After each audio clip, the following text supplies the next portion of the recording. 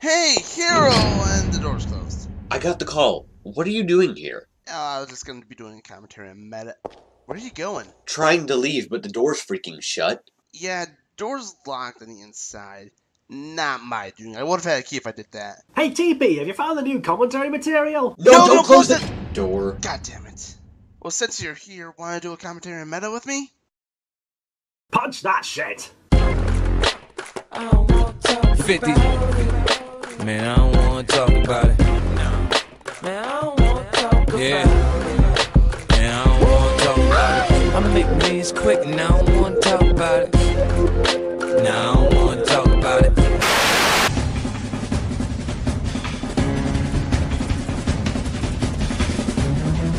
Wait, Cars originated as a game? When the flying crumpets did that happen?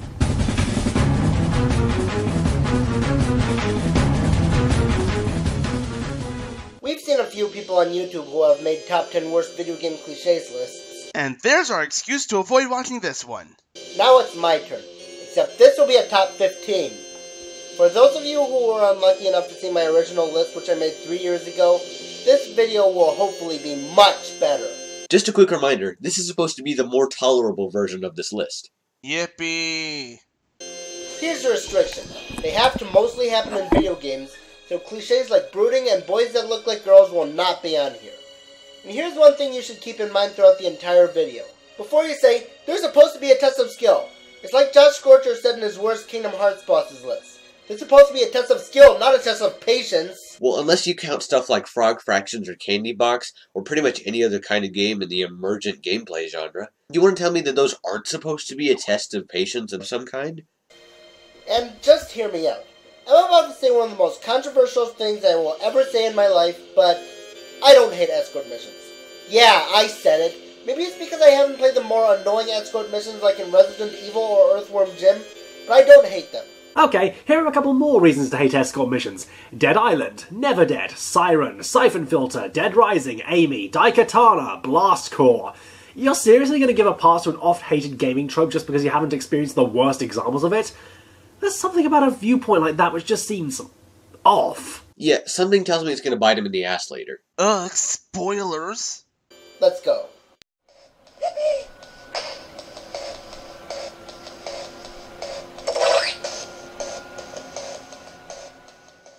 Games can get a bit repetitive if the same formula is used throughout the whole game. So games try to hold you over by using some cool gimmicks like transforming, riding in vehicles or on animals. Yes, the one thing that's better than animals. Animals. All the best qualities of rideable mounts combined with voiced speech pauses. And then we have robot suits. A lot of people think that robots are epic, but in video games, they can be so boring. Let's see. Stiff controls? Check. Incredibly slow movement? Check. Hindering your jumping abilities? Check. Lack of fun? Check. Oh, I think you just pissed off a lot of Armored Core fans with that line. Never mind how you could argue that the stiff controls tie in with the idea that you're controlling a bulky machine. You know, a somewhat sizable robot. Also, what's with the Yoshi's Island example? That's not a robot, that's a pair of stilts. How do you not notice the fundamental difference here? Next you'll be telling me that Mobile Suit Gundam would adapt perfectly as a circus act. Honestly, what's on the game developers' minds when they have these? One example is in Crash Bandicoot The Wrath of Cortex. Believe it or not, that's actually one of the more fun times. Well, the straight hallways are tolerable. Even so, jumping straight up feels awkward. There are actually platforming segments and a chase scene with this. Doesn't work very well with the slow movement and bad platforming. I'm not really getting the impression that the robot suit is any slower than regular Crash. I mean, even if there still is a speed difference, that's a weak example. If anything, the only thing really wrong with the robot from Wrath of Cortex is the awkward aiming. The stilts from Yoshi's Island DS might not necessarily be robot suit segments, but they're essentially the same thing. You know, just about the actual robot part of it. And you know about Sonic Adventure 2? Even people who regard it as the best Sonic game ever can admit that the Tails and Eggman levels are extremely boring, with almost all the characteristics I just stated, especially compared to how fun Tails' gameplay was in the original Sonic Adventure. Well, at least Tails' segments are better than Eggman's segments. How so? Sure, Tails has only 4 robot levels as opposed to Eggman having 5, but Eggman's levels never feel as long, with the one exception being Eggman's final stage, Cosmic Wall, which is not only the final stage, making a little more sense, but is ironically what people would consider the best Eggman level for having the best mobility when you're given the ability to move. But this is why I like the original Sonic Adventure better. You know, never mind how that game had its own robot story mode. I'm no nostalgia fanboy, but I love it when new games are created to bring back nostalgic memories, as long as they don't use the same formula over and over again. Some games nowadays have a tendency to constantly reuse elements from games. Some games even use the same music throughout the franchise, particularly 358 over 2 Days and Recoded, especially with the song Vim and Vigor, which takes the cake for the most overused song in the series because it plays in almost every boss fight in those games. It plays for 3 bosses in 358 2 Days and thrice in Recoded. Themes like Shrouding Dark Cloud and Struggle for My Friends play just as much as those games. Some games even resort to rehashing the same final boss without the charm. The new Super Mario Bros. Games are infamous for their constantly reusing elements. While I enjoy them, it makes them seem lazy how they barely have any innovation and how they keep reusing the same songs. In my mind, the worst example by far is New Super Luigi U. I haven't played the game, but why should I? It's almost literally the exact same game. So you're gonna call New Super Luigi Bros. U out for being an example of rehashing elements in a franchise, and that's reason enough to not play it, yet you're still gonna leave out escort missions entirely just because you haven't played any of the most egregious examples of it? Better get 2 sheets of cloth and 2 wooden poles and give them to the Parade of the Armed Forces, because it looks like we have a double standard here. Just take New Super Mario Bros. U, rearrange the level layouts, give Luigi the spotlight, lower the time limits, replace Mario with Nabbit, make Nabbit invincible and broken, and voila! You got yourself New Super Luigi U. Okay, seriously, I've seen ROM hacks with bigger differences. Why is it that when Super Mario Galaxy 2 has a little innovation, it gets bashed on, but when New Super Luigi U has no innovation, it's an instant classic? Excuse me, what? No. Super Mario Galaxy 2 is generally more well-received than New Super Luigi U. The only people I really see bashing it are people like Josh Gorter or Rabbit Luigi, and maybe other people in the Countdown community.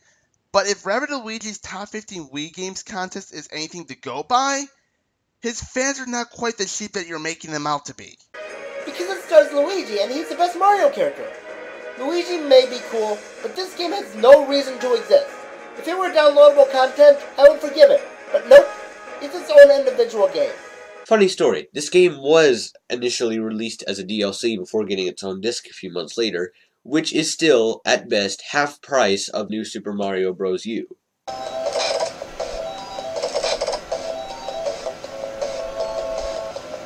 The following entry will contain spoilers. You have been warned. Bruce Willis is a ghost, Tyler Durden isn't real, Rosebud was his sled, Norman Bates is the killer, Booker and Comstock are the same person, Darth Revan is the player! Quit it! Final bosses are a big part of the game. They should be the main villain of the game. But sometimes they throw in a random final boss that they don't have time to pump you up for. One instance is in Kingdom Hearts 358 over 2 days, where after you defeat Xion, you go back to the world that never was and you battle Riku, who was the final boss, even though by this time, you know that Riku is not the bad guy. Disregarding the hints alluding to this fight in Kingdom Hearts 2, what would fighting Xemnas in 358 Days over 2 accomplish for the story? Nothing. Zilch. Nada. Some other synonym of zero. In Kingdom Hearts Recoded, even though Anti-Sora was responsible for creating all of the bug blocks that infected the other worlds, he's not the final boss. After him, you continue on and battle the hooded figure, which turns out to be the final boss, who had no involvement in the game other than appearing in some of the most pointless cutscenes in the series. So, who is the hooded figure? Well, the game still tries to hide who he is. They still give obvious hints of his true identity, which makes it seem like the game developers think their audience has no brain cells. What the game developers did, if anything, was assume that their audience was smart enough to figure out the identity of the hooded figure with the hints given while never outright saying it. If leaving clues is a sign of a stupid audience, then you might have just upset the inner Phoenix Wright fan in me.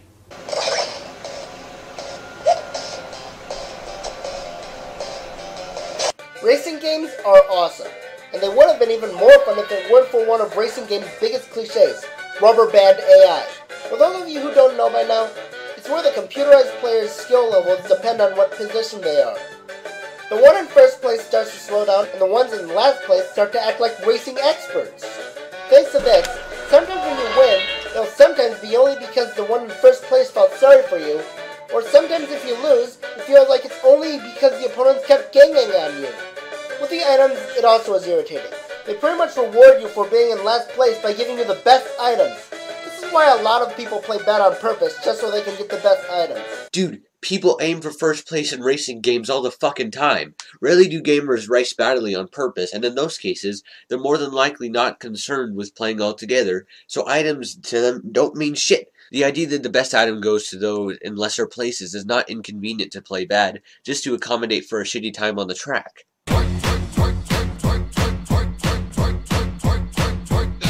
Some Mario Party games also have a habit of doing this. The worst types of rapid input sequences are in the DS games where you have to blow very hard into the mic. Your lungs will be exhausted by then. Oh, how dare the game provide some kind of physical near exertion just to add a level of tension to the competitive nature of Mario Party. Now, if you'll excuse me, I'm off to go and complain about how Dishonored is the worst game ever because the best ending requires you to kill as few people as possible.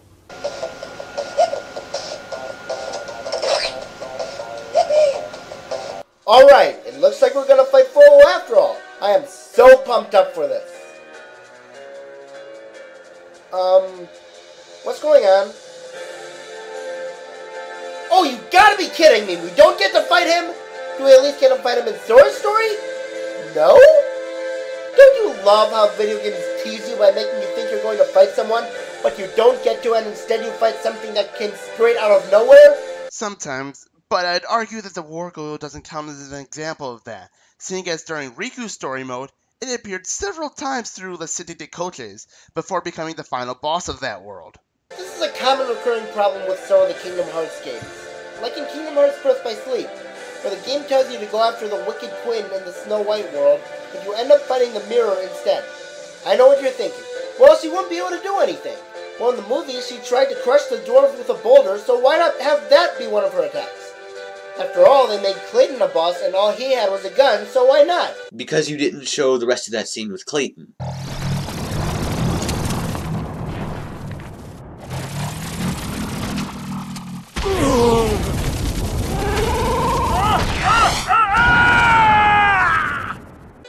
The game also built up to a fight with Lady Tremaine and the stepsisters, only for them to be killed by the cursed coach. Okay, now there's someone who wouldn't have been able to do anything. Think about it, Lady Tremaine doesn't really have anything of spectacle in Cinderella when compared to, say, Maleficent. Having Lady Tremaine become a boss battle would pretty much require something bizarre and out of nowhere to happen. I know they wouldn't have been able to do much to defend themselves, but if you're not going to be able to fight them, don't make it look like you'll fight them. And the worst of them all is what I just brought up.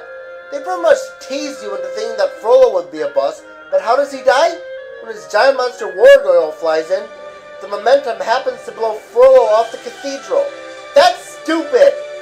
At least with Lady Tremaine and the stepsisters, it would have been somewhat excusable if they did promise we'd fight them, but Frollo managed to use a sword and control fire. Control fire? You mean use torches to burn buildings? So why can't we fight him? And yes, I have examples outside of Kingdom Hearts. This also happens in Super Smash Bros. Brawl. Ganondorf is one of the biggest villains in the game, but you never actually get to fight him. Oh, but you can fight his clone. That doesn't count. I want to fight the real Ganondorf in the Subspace Emissary. Oh yay, a different colour palette means that you get a different overall experience when compared to fighting him with the original colour palette. Makes such a fucking difference! Really now, what would fighting Ganondorf accomplish? Would it really help the already forgettable storyline of the Subspace Emissary if you were able to fight the real Ganondorf? Also, Dorman from Shadow of the Colossus.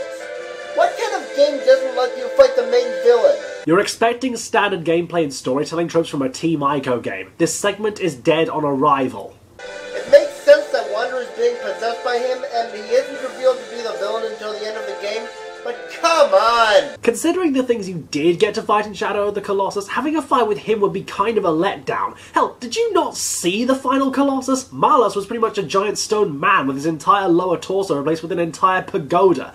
After him, having to fight pretty much anything would be a downgrade. And this is in a game where a few of the Colossi are already kind of phoned in.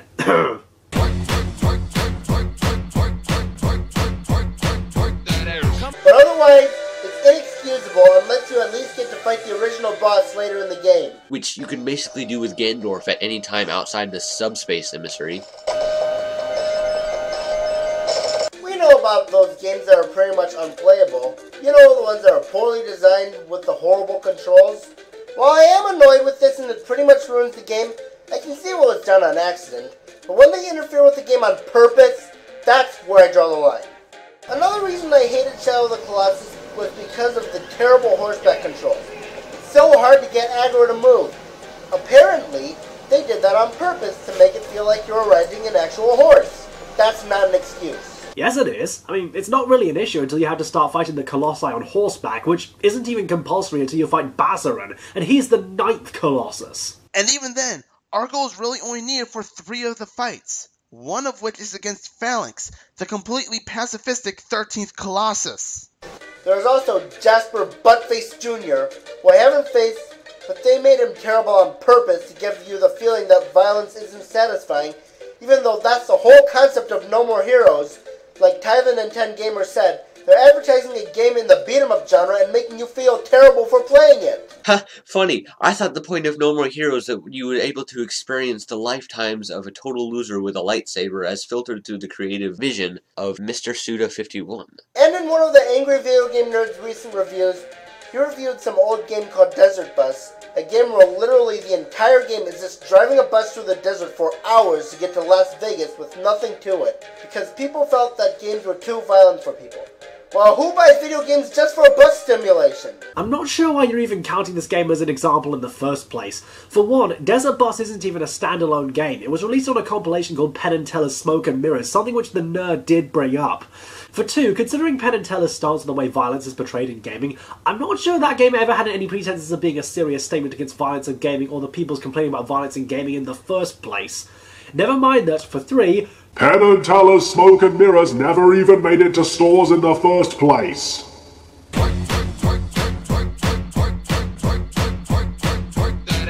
The only thing that keeps it from being much higher is because I haven't encountered as many instances like this as in some of the later entries on the list. Even so, I don't care if it's supposed to feel realistic. I don't care if they're trying to make a joke. I don't care if they're going for a moral. Interfering with the gameplay on purpose is a big no-no unless it tests your skill or if it's a section that was done easy on purpose. I'm not sure what gameplay there was to interfere with Desert Bus, but whatever floats your boat.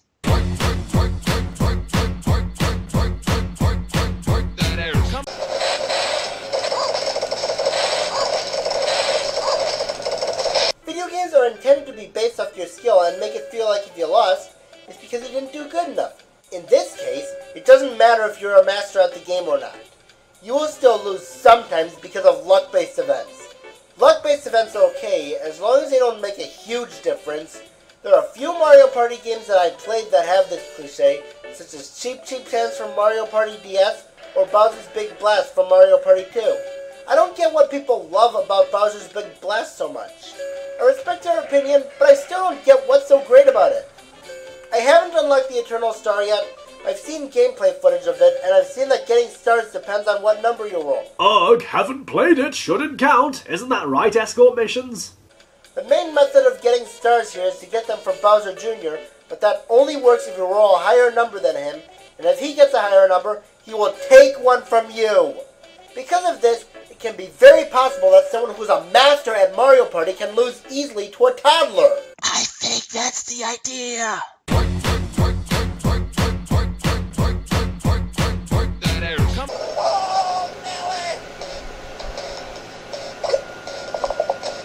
I feel like I neglected to mention two primary reasons why Generations 1 and 2 were my least favorite generations. Because the people there are so stupid! Whether it be because they have no brains or because they do idiotic stuff that interfere with the gameplay. For example, some random trainer coming up to you and saying he likes shorts, another trainer coming up to you and randomly saying that her boyfriend is cool, a pair of brats taking one look at you and accusing you of calling them babies, which makes it seem like Game Freak portrays you as a selfish jerk, Using a mute protagonist with no personality outside of occasional visual elements. How is that supposed to work?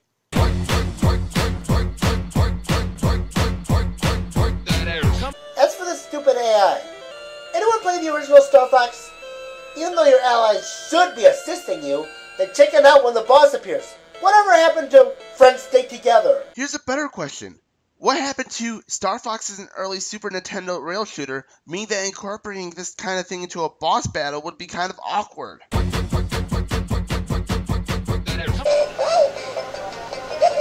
If some of you noticed, I've been talking about things that are more likely to test your patience than to challenge you throughout this countdown. So why do we have cheap enemy advantages?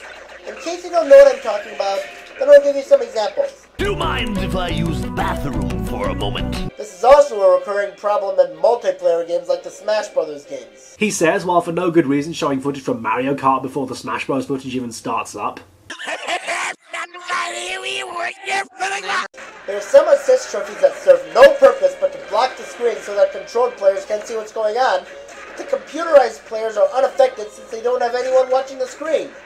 The worst one by far is the Nintendo. Not only does it block the screen, but a lot of people are going to hit whatever dog they see in real life because of this thing. I feel very bad for dogs everywhere. Now tell me, Sakurai, why are you bringing him back in the next Smash Brothers? Do you want people to hate dogs? Okay, to the viewers at home, if you're resorting to straight-up animal abuse because of the video game mechanic, I highly doubt it's Smash Bros. That's a problem here. It's you. This is why Peter hates us! And you guys remember the cloaking device from Melee? This item made whoever grabs it turn invisible. If it's used by a human player against CPU players, it'll benefit the opponents instead of you, because you'll need to stare in an eye-aching way at the screen to see who your character is. Your opponents will be able to see you easily. Never mind how you can still see the occasional outline and brief flashes of your character while invisible. It's not like the cloaking device makes you entirely invisible. Metroid Prime is also guilty of this, and I don't just mean the first one. I mean all three of them. And probably the fourth one if the rumors are true about a fourth one being made. In the first game, you need to collect all the Chozo artifacts to get to Impact Crater. In Echoes, it requires you to get all 9 Sky Temple keys to get into the Sky Temple. In Corruption, you have to get all the power cells to power the Valhalla. They're not scattered in one area in particular. They're scattered around the entire overworld. They don't even hint of where they're hidden. Then they honestly think this was a good idea? So as a result, you'll likely wander around an area looking for them, not knowing you found them all in a certain area, or think you got all the collectibles in one area only to find out you missed one. Okay, now what about the rumored 4th Metroid Prime game? No? Okay then. Baseless speculation is baseless. In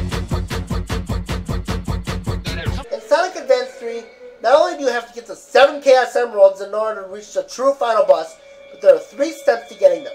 First, you need to get 10 Chao that are scattered throughout acts in each zone, which is as easy as navigating the original Metroid's overworld thanks to the overexpansive levels. Then you must collect a key that is hidden on a random point within the levels, and then beat it to keep the key. Finally, you have to beat an absurd mini-game where you have to get enough rings in a flight section that has turning controls as good as the original Super Mario Kart. Excuse me, turning controls? It looks like you're more flying in a straight line to me.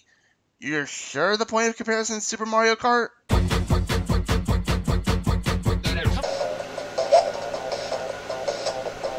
You get the feeling where you've gotten a really hard item to get in an adventure game and then all of a sudden you die and it erases the progress you got about since then? In this day and age of save states, nope. And now we're going to skip the recap, because after this long of not having seen Screw Attack's top 10s, I've grown weary of that cliche.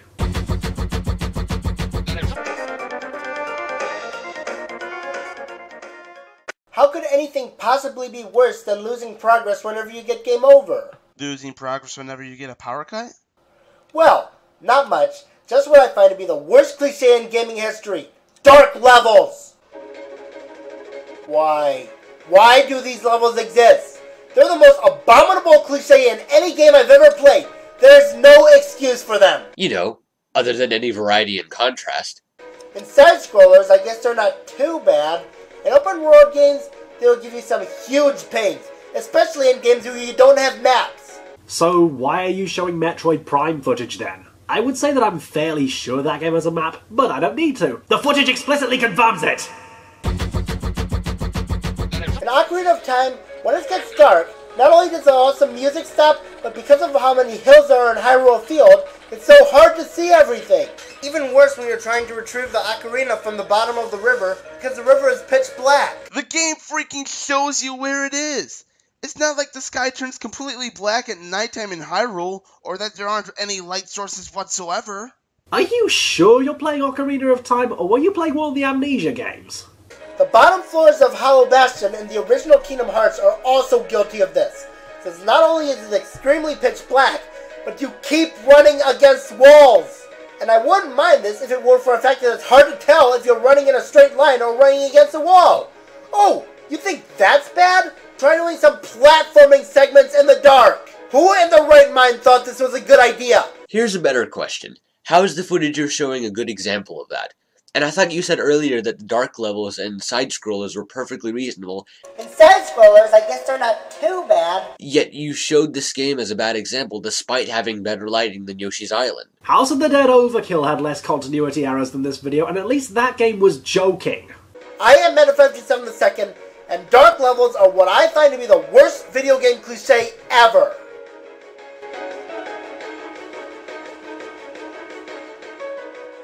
Wait, that's how the countdown ends? Well, that's anticlimactic. TP, look on the bright side. It ended. There's still the aftertaste of his awful mic quality. Yeah, but at the end of the day, no one forced us to watch that video. Yeah, about that. Wait, what's that you've got there, Akraloth? A letter is summoned from the higher-ups of the bunch of studio intellectuals. It explicitly told me to lock you two in here until we're done with the commentary, otherwise the collars around our necks will explode. Man, I'm not wearing a collar. God damn it, heroes! Quit tempting fate like that! Wait, what did I do? Showed off the futility of having to kill my brain cells. That's what. Wait, TP, come back! Don't break the locks! Son of a submariner, I was about to offer him my extremely objective and unbiased Metapod. Wait, how can an immobile cocoon Pokemon be objective and unbiased? Well... Because it's a fucking banana! Damn it, Akraloth! What's with you and your king for Jim Sterling's banana? What you doing all